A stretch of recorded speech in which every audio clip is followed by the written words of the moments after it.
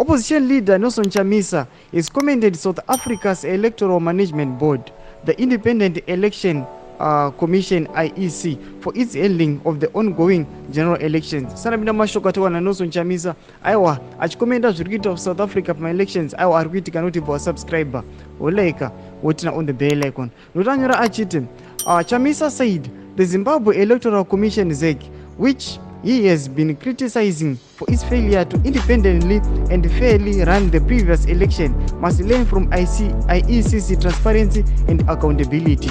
South Africa setting a great example over the years.